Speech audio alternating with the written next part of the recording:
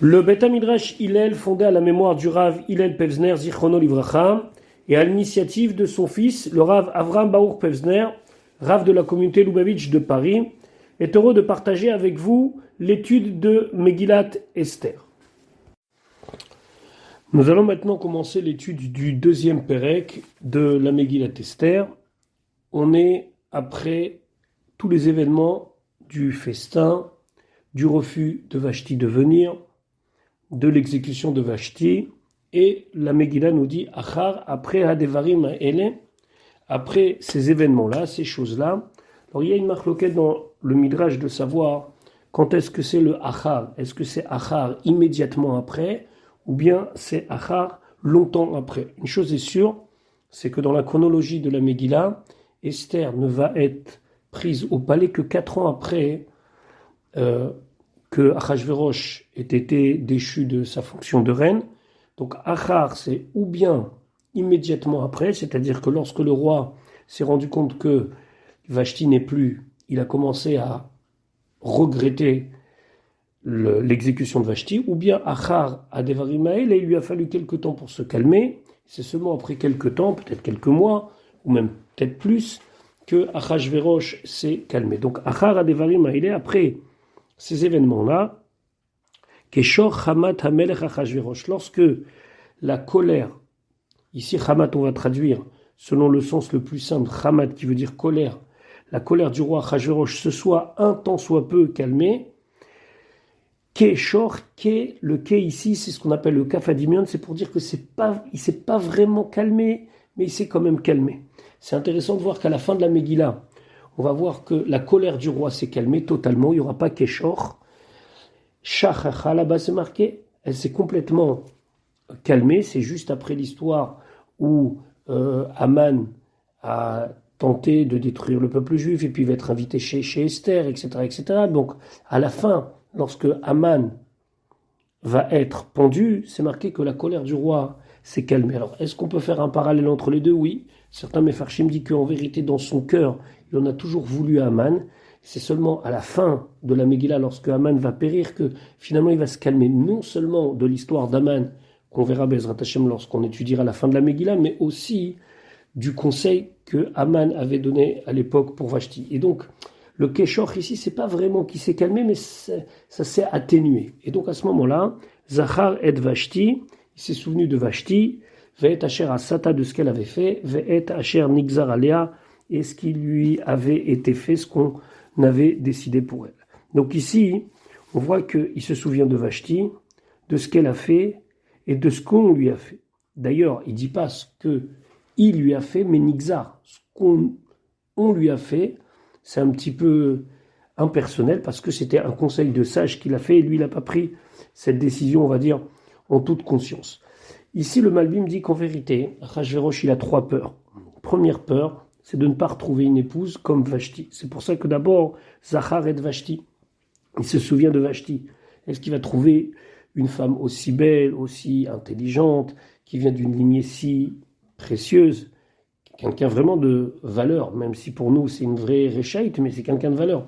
Donc d'abord Zachar et Vashti. Après, sa deuxième crainte, c'était que même s'il va trouver quelqu'un qui correspond plus ou moins à Vashti, il s'est souvenu, Ve'et Asher Asat, à ce qu'elle a fait. Qu'est-ce qu'elle a fait? Qu'elle lui a envoyé un refus à sa demande. Il dit, ça aussi, ça peut arriver avec une autre femme. Et la troisième chose, Ve'et Asher Nigzar Alea.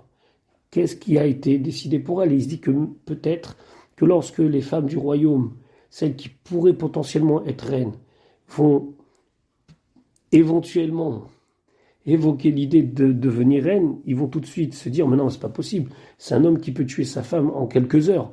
Donc, il a 3 craintes. De ne pas trouver. S'il trouve, peut-être que ce sera finalement la même chose que Vashti. Et s'il trouve, peut-être que celle qui pourrait être la reine va refuser. Donc, il est vraiment très très angoissé.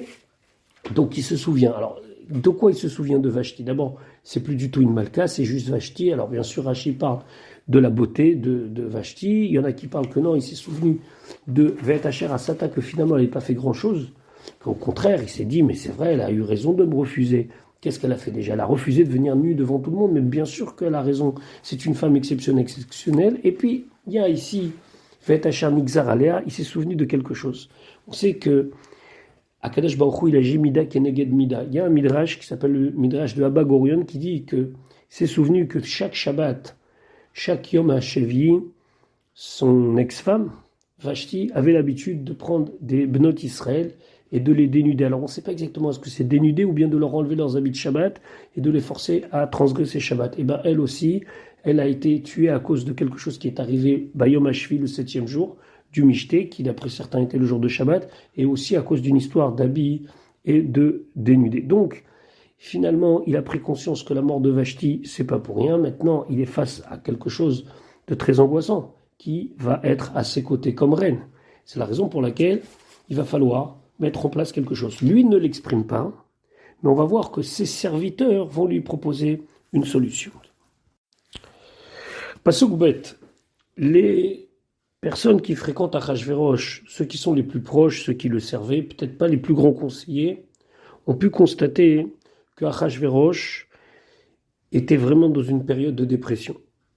Et donc, Vayomru, ils lui ont dit, ça c'est d'après certains, ou bien d'après certains, ils se sont dit, qu'est-ce qu'ils se sont dit? Ils ont fait un constat, ils ont dit, regarde, il n'est pas bien, il parle tout seul, il dit Vashti, Vashti, il faut qu'on lui trouve une solution. Donc d'après certains Mefarshim, ils sont venus le voir, d'après d'autres Mefarshim, non, ils étaient en train de parler quand lui s'est approché, dit de quoi vous parlez, et puis il y en a un qui a pris son courage à deux mains, et puis il a dit, je suis désolé, cher roi, sa majesté, vous avez l'air pas bien, il faut qu'on vous trouve une solution.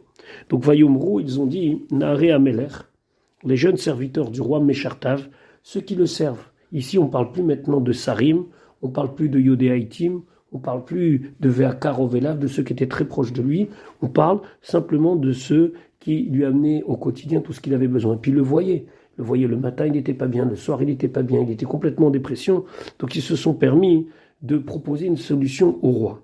Yivakshu, ils vont chercher. Dans le mot Yivakshu ici, il y a chercher dans le sens qu'ils vont aller où on peut trouver une femme pour Achashverosh et proposer, est-ce que vous voulez épouser Achashverosh? Donc Yivakshu, ils vont chercher la mère pour le roi, Néharot, des jeunes filles. Alors ici, le Gaon de Vilna explique que Néharot ici, ça signifie des femmes qui ne sont pas vieilles. Néharot, c'est pas dans le sens petite ou jeune fille ou adolescente. Il dit que c'est un terme général pour désigner une jeune femme, Betulot, qui n'ont pas été mariées. Et surtout, ce qui est important pour lui, Tovot mariées, qui sont belles d'aspect. Donc, ici, le roi Achashverosh, il est face à un problème. A priori, il ne l'exprime pas. C'est ses serviteurs qui trouvent qu'il ne va pas bien, et donc il lui trouvent une solution, simplement proposer aux femmes de se marier et bien sûr de chercher Yivakshu, de chercher quelqu'un qui va accepter de prendre le poste de Vashti. Puis là, il faut quand même souligner que les commentateurs ils disent mais où ils sont passés tout le cercle proche, Veakar Ovelav et le Memouchan, où sont passés les 7 chefs les plus proches de lui? On ne les voit plus ici. Le Midrash il dit qu'en vérité, il les a tous tués. Il les a tous tués. Quand il a pris conscience que c'est à cause d'eux, entre guillemets, qu'elle a été condamnée à mort, il les a tous tués. Donc d'après cela, le Memouchan que l'on parle dans le Perek Aleph n'est pas Aman. Il y a d'autres qui disent non, Memouchan c'est Aman, on est toujours dans cette possibilité, seulement il a réussi encore une fois par un tour de passe-passe d'échapper à la sentence, et donc a priori le Memouchan c'est Aman, et il a réussi à échapper à ça. Mais en tout cas, une chose est sûre, c'est que les 7 autres ont disparu. Donc, ils vont chercher des béolotes. Pourquoi des béolotes? Pourquoi des jeunes filles? Parce que d'abord, une femme qui a déjà vécu avec un premier mari, même si elle a divorcé, je ne parle pas dans le cas où elle est veuve, mais si elle a divorcé, elle reste toujours quelque part affectivement attachée à son mari, et donc il voulait quelqu'un qui soit vraiment uniquement que attaché à Achashverosh. Et d'autre part, le même Loz, il dit que lorsqu'une femme a déjà vécu avec un homme, elle a déjà des habitudes, il y a un rythme de vie et un cadre de vie qui se met en place, et que ce ne sera peut-être pas le cas pour Achashverosh, où là ce sera une autre vie. Donc ils veulent prendre une femme qui commence avec une page blanche, qui commence une nouvelle vie, et pour l'instant c'est Yivakshu. Ça veut dire qu'au départ, c'est juste une proposition. D'ailleurs, ça rappelle ce que le pharaon il a fait au moment de l'esclavage. Lorsque le pharaon a proposé l'esclavage au Israël, il n'est pas venu en leur disant vous allez être mes esclaves. Au début, il leur a proposé de participer au travail, d'être ensemble pour la construction du pays. C'est seulement après qu'il a obligé les Bnei Israël à travailler en tant qu'avadim, en tant qu'esclaves. Et bien, c'est exactement la même chose. Là, c'est Yevakshu. Ils ont proposé et celle qui veut, elle vient. Celle qui veut pas, elle ne veut pas. Pourtant, on va voir après que ça va devenir une obligation. C'est la raison pour laquelle Esther va être prise, parce que si c'était une proposition, comment ça se fait qu'une femme comme Esther, surtout d'après l'avis qu'elle était mariée avec Mordechai, elle se rende au palais d'Achashverosh. Pour l'instant, c'est juste une demande comme ça, on propose. On va voir très très vite que ça va demander de la part des gens une obligation. Donc ça va être vraiment des policiers qui vont aller dans tout le royaume pour ramasser toutes les jeunes filles et les présenter au roi Achashverosh.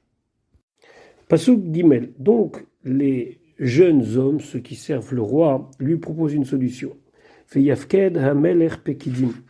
Le roi, il a qu'à nommer des responsables. Bechol medinot malchuto, dans toutes les provinces de son royaume, dans les 127 provinces. Et eux, ikbetsu, eux, ils vont rassembler, choisir, et kol nahara betula tovat mare.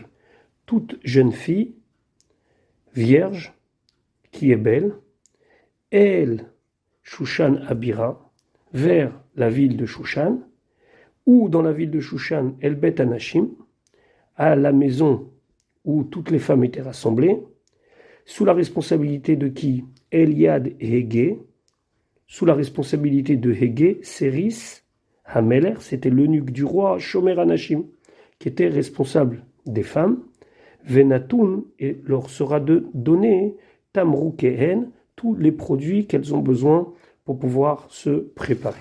Des produits cosmétiques. Donc ici, le mot Veyafked Hameler Pekidim, c'est de mettre en place quelque chose de très très clair. Dans chaque province, il y aura un responsable. Ce responsable va nommer des gens qui vont aller dans toute la province, chercher toutes les jeunes filles qui pourraient correspondre aux critères. Toutes ces jeunes filles seront amenées à ce responsable. Ce responsable fera un concours de beauté dans lequel il décidera qui est la plus belle de la région. Cette plus belle de la région sera amenée à Shushan Abira, ce qui fera en sorte qu'il y aura 127 jeunes filles choisies. C'est un petit peu comme un concours de Miss, comme ça. Ça, c'est d'après un avis, où donc il y avait au final 127 candidats. D'après d'autres, pas du tout. Ils ont mamash rassemblé toutes les jeunes filles, les ont forcées, les ont amenées à Shushan Abira, et donc on peut parler en milliers de jeunes filles, si ce n'est pas plus. Et donc, ils vont les rassembler. Pourquoi à Shushan Abira? Pour qu'elles soient tout de suite à disposition du roi, qu'il n'ait pas besoin, lui, à se déplacer. Le responsable, c'est un Hégé. Hégé, c'est un nom perse qui désigne ce responsable-là. Et donc, elles vont devoir venir telles que tout leur sera fourni à égalité. C'est-à-dire que chacune va pouvoir choisir ce qu'elle aime comme habit, comme maquillage, etc., etc. Mais tout leur sera donné pour pas qu'on dise, tu vois, celle-là, elle a été défavorisée par rapport à une autre. Il suffisait de dire « je veux » et on fournissait. D'après d'autres Mefarshim, non, elles avaient toutes le même panier, entre guillemets, la même palette de choses, et c'était elle qui devait choisir dans cette palette précise. Et donc, tout le monde se retrouve à Shushan Abira, et ce sera à lui, au final, que reviendra le choix définitif. Ce sera lui qui dira c'est elle et pas elle. Mais a priori, c'était quelque chose qui a pris beaucoup de temps à mettre en place, puisqu'il fallait absolument chercher toutes les jeunes filles disponibles pour le roi. Donc ils continuent dans leur proposition. Pasuk Dalet, Ve Anahara et la jeune fille, Asher Titav Be'ene Ameler, qui va trouver grâce aux yeux du roi. On ne parle plus maintenant de beauté, on parle de grâce. Et c'est d'ailleurs ce qui va se passer avec Esther, elle va trouver grâce à ses yeux. Donc on voit ici que tout dépend du roi. Il n'y a pas de critère de beauté en disant, voilà, celle-là, elle correspond exactement aux critères de beauté. Il y a quelque chose qui dépasse la beauté, qui s'appelle la grâce. Et donc, la Nehara, Shertitav Bene Amelech, Timlor, Tachat, elle va régner à la place de Vashti. Grâce à cela, le roi, il va retrouver un petit peu de calme. Vaïtav Adavar Be'ene Hamelech, le roi. Ça lui a plu cette idée. Vaya Asken, et il a fait comme ça, c'est-à-dire qu'il a nommé des personnes qui vont aller chercher cette perle rare, celle qui prendra la place de Vashti. On s'aperçoit ici qu'au final, il va rester qu'un seul critère, le chen, la grâce. On ne parle plus maintenant de personnes qui trouvent avec une beauté, on va dire, sans aucun charme. On ne parle pas de quelqu'un qui a un hirous, on parle seulement d'une seule chose, chen, la grâce, et c'est ce qui va se passer dans quelques temps. Maintenant, la Megillah, elle va faire une autre parenthèse, elle nous présente un nouveau personnage, il s'appelle Mordechai, et ce sera dans le Pasuk et. Voilà pour ce cours, et Bezrat Hashem, on se retrouve très très rapidement pour la suite de notre étude.